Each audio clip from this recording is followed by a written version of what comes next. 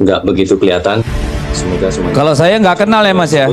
Salam hormat. Mas, sebentar dulu. Kenapa saya nggak disebut Mas? Pak Deddy Sitorus. Iya dong. Ini Iya. sengaja nih KPK nih. Salam hormat Pak Deddy, terima kasih. Nggak, jangan begitu dong. Saya nggak dianggap ada di sini. Dari pemeriksaan tersebut kemudian dibutuhkan. Ya, saya tanya untuk kapan pemeriksaan tanggalnya, lanjutannya Pak Jubir? kepada saksi.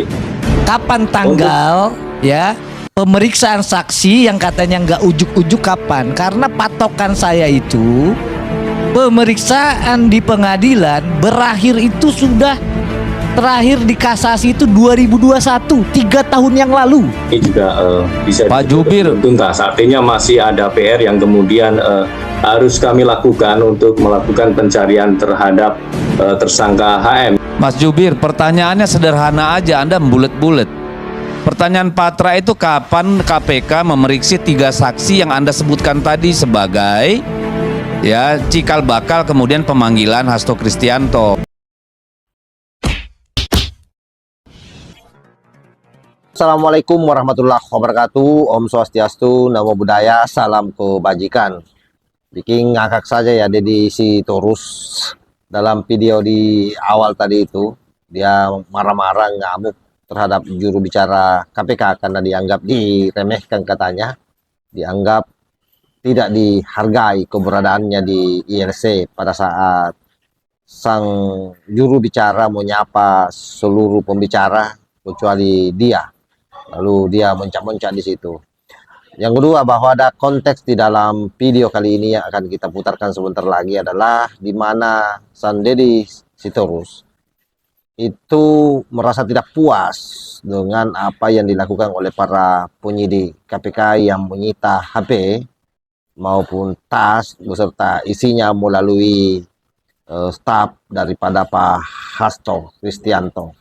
Dan hal ini juga dipertanyakan oleh Patra Sen, bahkan menilai KPK ini tidak profesional, terutama dalam menjawab pertanyaan-pertanyaan pengacara, yang saya kira juga pertanyaan pengacara ini sesuatu yang hemat saya itu tidak perlu dipertanyakan, karena hal tersebut sudah berseliweran viral di media, bahwa pemanggilan Hasto Kristianto sebagai saksi dalam kasus Harun Masiku itu sebelumnya diawali dari pemanggilan 3 saksi, yakni 2 mahasiswa dan 1 pengacara. Ya, seharusnya sebagai seorang pengacara tidak perlu mengulang hal-hal yang sudah jelas. Karena itu sang pengacara ini meluruskan apa yang dipertanyakan oleh kedua orang ini, baik Deddy Sitorus maupun pengacara daripada Hasto Kristianto. Selamat malam Pak Karni, salam hormat. Salam hormat juga untuk para narasumber yang hadir di studio, Pak Saud, Mas Praswat, kemudian Pak Boyamin ya, Bang Patra, Bang Ade Armando, Bang Boni, Pak Kodari begitu ya. Mohon maaf nih agak nggak begitu kelihatan. Semoga semuanya. Kalau saya nggak kenal ya Mas ya. Salam hormat. Mas, sebentar dulu. Kenapa saya nggak disebut Mas? Pak Deddy Sitorus. Iya dong. Ini Iya. sengaja nih KPK nih. Salam hormat Pak Deddy, terima kasih. Nggak, Pak jangan begitu dong. Saya nggak dianggap ada di sini. Padahal saya barusan ngomong. Itu dengan sengaja Anda mempermalukan saya itu.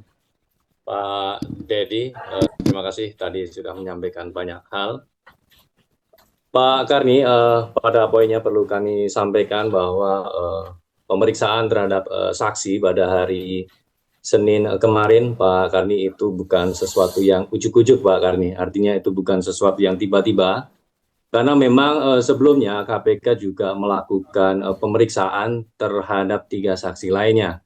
Sehingga rangkaian pemeriksaan ini adalah sesuatu yang terangkai begitu, keberlanjutan, di mana dari serangkaian pemeriksaan itu penyidik kemudian mengumpulkan berbagai informasi dan keterangan yang dibutuhkan, baik untuk mengungkap ya keberadaan DPO tersangka HM ataupun untuk mengungkap dari perkara ini sendiri, Pak Karni.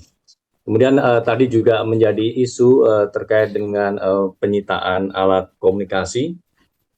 Kami perlu sampaikan juga Pak Karni bahwa teman-teman penyidik dalam melakukan penyitaan tersebut juga sudah dilengkapi dengan surat perintah penyitaan. Adapun jika teman-teman kemudian melaporkan ke Dewas ataupun ke Komnas HAM, kami tentu menghormati pelaporan tersebut, Pak Karni. Dan mari kita sama-sama hormati proses nantinya di Dewas seperti apa, di Komnas HAM seperti apa.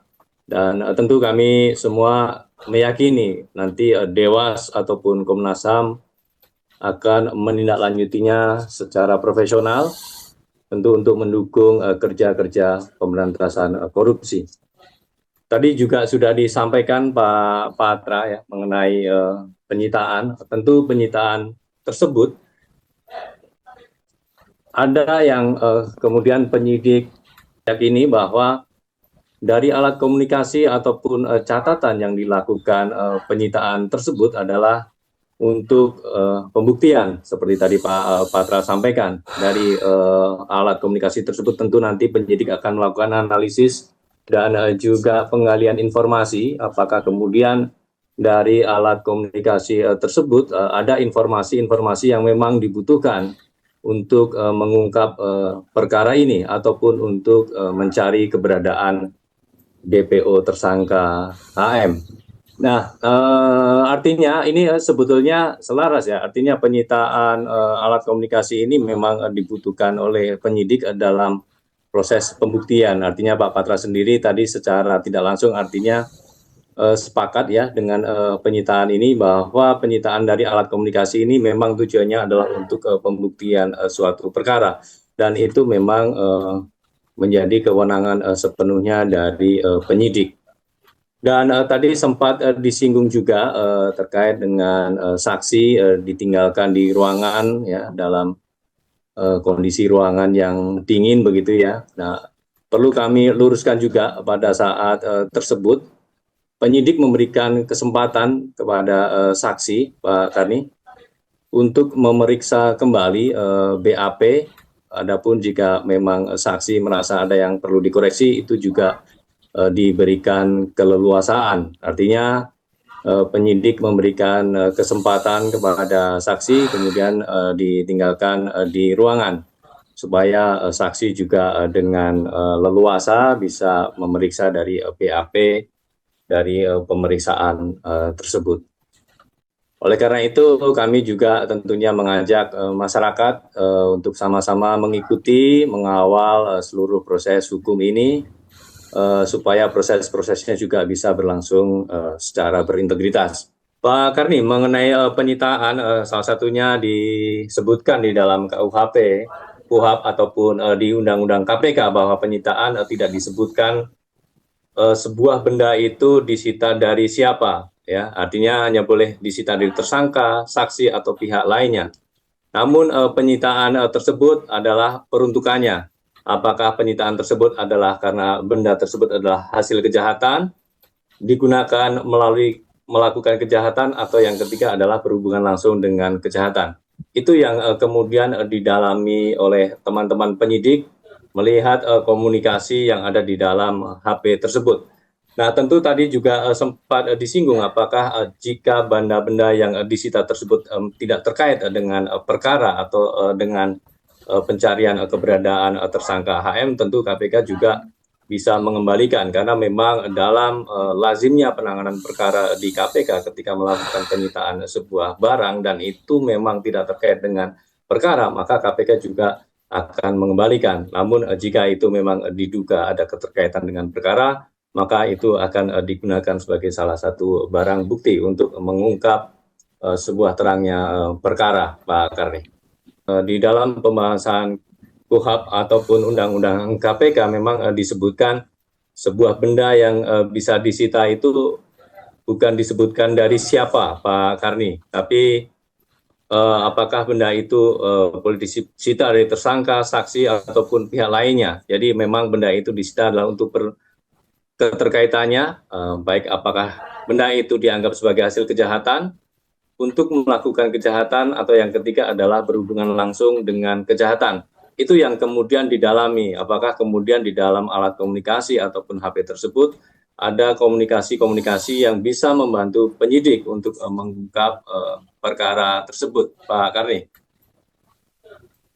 Baik, tadi ada tanggapan dari PDIP bahwa ini bukan proses hukum lagi, tapi proses politik yang terjadi. Apa tanggapan dari Mas Budi Prasetyo? Baik, Pak Karni, tentu kami menghormati setiap opini yang berkembang di masyarakat, namun kami di KPK fokus pada proses penegakan hukum, jadi kami memastikan setiap proses-proses yang dilakukan oleh teman-teman penyidik dalam pemeriksaan itu juga sesuai dengan prosedur dan SOP-nya. Namun tentu substansi dari penyidikan yang saat ini sedang berlangsung dalam proses pemeriksaan belum dapat juga kami sampaikan, tapi pada saatnya nanti tentu kami secara transparan akan menyampaikan hasil-hasilnya. Ini boleh tanya nggak sama Pak Jubir ini? Saya boleh tanya satu pertanyaan aja. Kapan Boleh. 3 saksi itu diperiksa sebelum Pak Hasto? Kapan? Diperiksa saksi sebelum Pak Hasto itu kapan waktunya? Bisa nggak disampaikan ke masyarakat?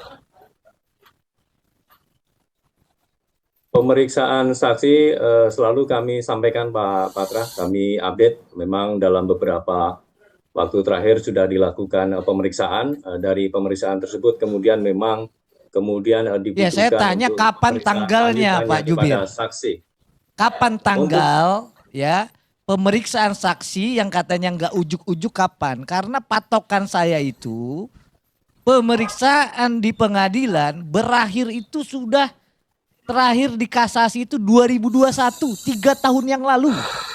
Makanya saya tanya, kapan 3 saksi itu diperiksa oleh KPK? Kami perlu sampaikan juga di sini Pak Patra, Pak Karni, bahwa meskipun itu sudah kasasi begitu ya, namun di sini masih ada satu tersangka yang masih menjadi DPO. Artinya perkara ini juga bisa Pak Jubir, belum tuntas. Artinya masih ada PR yang kemudian harus kami lakukan untuk melakukan pencarian terhadap tersangka HM yang saat ini statusnya masih menjadi DPO KPK. Mas Jubir, pertanyaannya sederhana aja, Anda membulet-bulet. Pertanyaan Patra itu kapan KPK memeriksa 3 saksi yang Anda sebutkan tadi sebagai ya cikal bakal kemudian pemanggilan Hasto Kristianto. Pertanyaannya sangat sederhana, tapi Anda nggak bisa jawab Pak Jubir. Kapan Anda memeriksa saksi-saksi yang tadi Anda sebutkan 3 orang itu? Hanya itu aja. Kok jawabannya jadi susah banget Mas gitu loh. Baik, persilakan.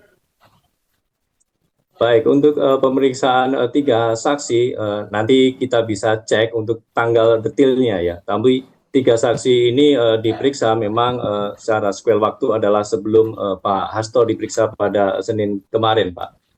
Ya gini ya, Anda kan harusnya punya kredibilitas nih sebagai jubir KPK. Kan harusnya sudah punya data seperti itu dong, bukan normatif. Saya titip pada Anda, hukum harus ditegakkan walaupun langit runtuh.